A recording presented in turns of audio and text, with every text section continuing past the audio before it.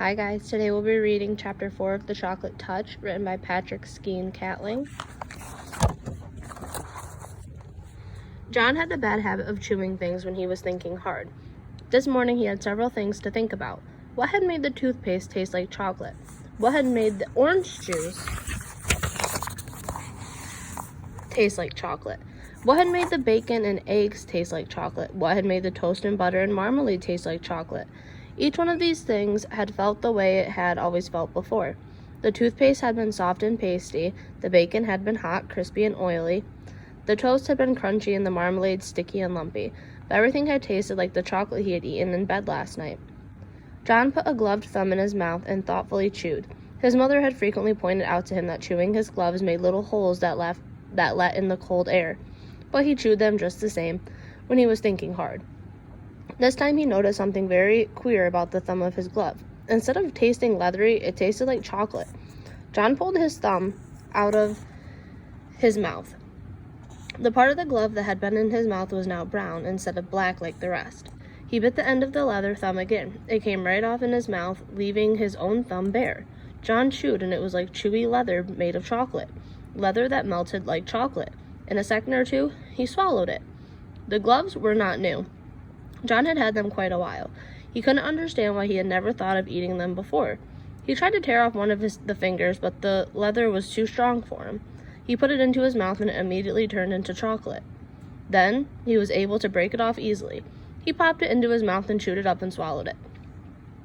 It was delicious. Walking along, devouring his glove, John did not notice one of his schoolfellows, Spider Wilson, until he heard his voice. "John's gone crazy! John's gone crazy!" Spider yelled. Then he turned on John. "Don't they feed you where you live?" he sneered. Spider was in the grade just above John's and was one of the meanest and slyest boys in the whole school. John gulped down a large piece of the second glove's palm and looked pleased. "What's the matter?" Spider demanded. "Do your people make you eat leather?"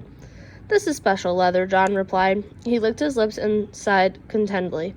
"It turns into chocolate as soon as you put it into your mouth. Look." John bit off the glove's little finger and took it out of his mouth. "Now it's chocolate." He put it back into his mouth and gulped it down. "Give me a piece," Spider said. "Why should I?" John wanted to know. "Where they're my gloves." "Hand over a piece," Spider said. "Do I eat your gloves?" John asked reasonably, his mouth full of chocolate. "Why should you eat mine?" "Those aren't real gloves," Spider said. "Whenever one person has candy, he has to share it with the others. That's the club rule." "What club?" John asked. "Never mind what club," Spider said, "but you better let me have some of that chocolate." Without waiting longer, Spider snatched what was left of the second glove. John was too surprised to resist, but he didn't want to anyhow. He had a feeling that he'd had enough chocolate for a while. He was getting a bit thirsty. Spider ran only a little way ahead. When he saw that John wasn't going to fight to get the glove back, he started to eat his prize. He stuffed the leather into his mouth and took a big bite. Spider stopped short in his tracks.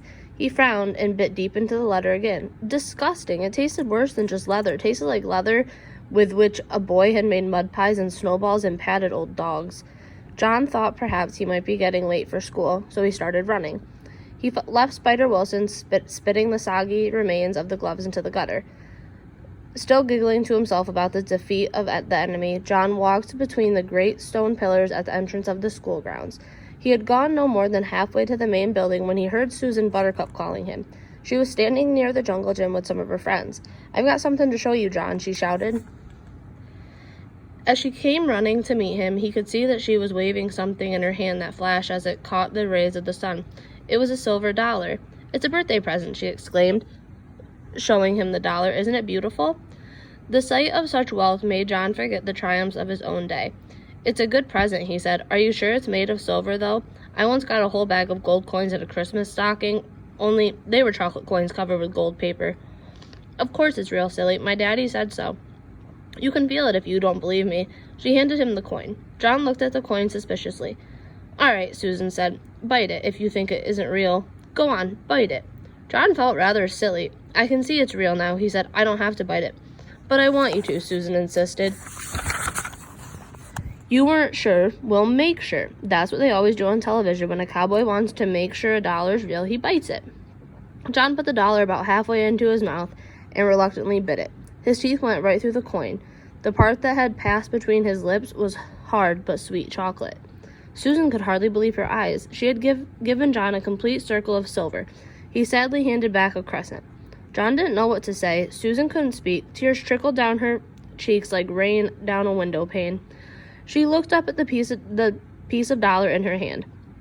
She looked up at John, whose face was red with embarrassment. "John Meadaz," Susan blurted out at last, "I hate you."